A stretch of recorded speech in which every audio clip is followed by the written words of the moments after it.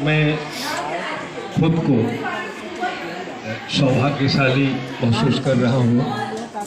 यहाँ गंगा यात्रा के दौरान मैं यहाँ आया था और आज जब पता चला कि आयोजन उनके गांव में होता है, भाई राम प्रकाश कुशवाहा जी का धन्यवाद मैं दूंगा कि उन्होंने बताया और हम लोग यहाँ आए। क्योंकि इस भूमि पर धूमिल जी की यादें जुड़ी हैं, जो उनका अनुभव बना, इसलिए मैं सबसे पहले इस भूमि को प्रणाम करता हूँ और आप लोगों को भी प्रणाम करता हूँ। गंगा यात्रा में जब मैं आया था तो मेरी मुलाकात धूमिल जी की चाची से हुई थी और जाकर के जब मैंने उनका पैर छुए जाकर के, तो उन्होंने मुझे जो आशीर्वाद दिया, उन्होंने ये आशीर्वाद दिया कि बबुआ जौन तू पेड़ लगाओ हरियर रहे। उनका आशीर्वाद ये था। यहाँ जब मैं आया तो चाचा जी से मुलाकात हुई। तो चाचा जी ने मैंने कहा कि कोई संस्मरण धूमिल जी के बारे में सुनाइए। तो चाचा जी ने जो संस्मरण सुनाया उसमें ये था कि कहीं कार्यक्रम हो रहा था जिसमें नामवर जी वगैरह भी उपस्थित थे, वहाँ धूमिल भी गए। धूमिल जी को उस कार्यक्रम में बोलने का मौका नहीं दिया गया। इन्होंने एक चीट बढ़ाया और उस चीट बढ़ाने के बाद उनको 2 मिनट का या 1 मिनट का मौका शायद इस तरह से मंच पर दिया गया। और उसके बाद जो चाचा ने बताया वो ज़्यादा महत्वपूर्ण है कि बबुआ ऐसा लागत रहे जब धूमिल बोल ले कि मंच पर जैसे 8-10 गो बल्ब लगावल गई होके और सब बल्ब में पानी में रंग मिला के भरल गई होके आ एगो धूमिल के बल्ब जलत होके। तो मुझे लगा कि ये भाषा का संस्कार जो धूमिल में हम देखते हैं, उस भाषा का संस्कार उनके इस परिवार से मिला है, उनके इस समाज से मिला है और इस माहौल से मिला है। तो आप इस तमाम लोगों को जिसने इस भाषा का माहौल दिया, जिन्हें जीवन का अभिव्यक्ति की ये ताकत दी, उन सबों को भी, सब सारी चीज़ों को भी, वनस्पतियों से लेकर के बगल में बहने वाली नदी, सबके प्रति मैं अपना प्रणाम निवेदित करता हूँ। धूमिल के बारे में लंबी बातचीत की जा सकती है, लेकिन समय बस 5 मिनट का है और मुझे लगता है कि 2-3 मिनट निकल ही गया होगा। धूमिल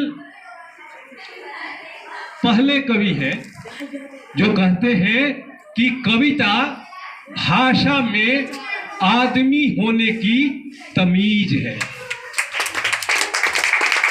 पूरी हिंदी कविता का जो क्षेत्र है उसमें भाषा में आदमी होने की तमीज को दर्ज करते हैं। दूसरी चीज दर्ज करते हैं, कहते हैं कि यदि हो सके, कविता क्या करती है? लोग पूछते हैं कि कविता का क्या फायदा है, कविता करती क्या है? कुछ तो करती होगी।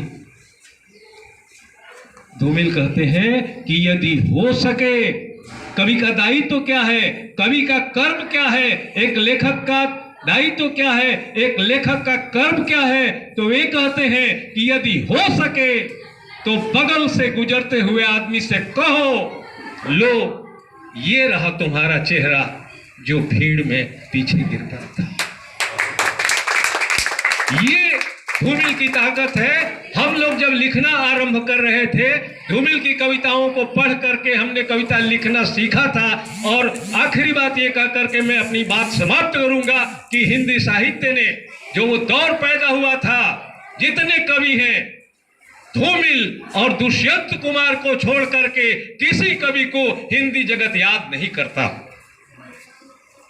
अन्य जगहों पर भी, बातचीत के क्रम में भी सारे कवि किताबों में शरीक हैं, लेकिन धूमिल मौत के इतने दिनों बाद भी जीवन में इतने गहरे शरीक हैं, इस आशय के दूसरे कवि नहीं है।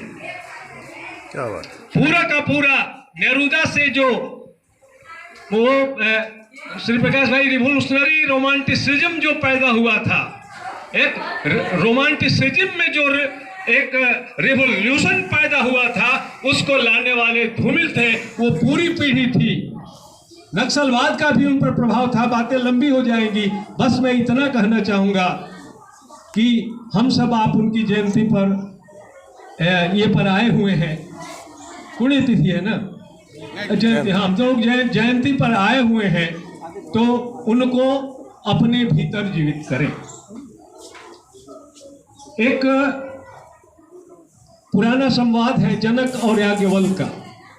जनक ने याज्ञवल्क्य से पूछा, जब वेद की अग्नि लेकर के सरस्वती नदी के तट से याज्ञवल्क्य आए थे, तो जनक ने उनसे पूछा कि हे याज्ञवल्क्य,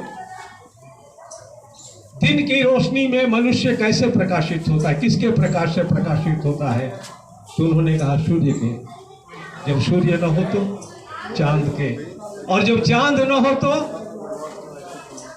अग्नि के, और जब अग्नि न हो तो ध्वनि के।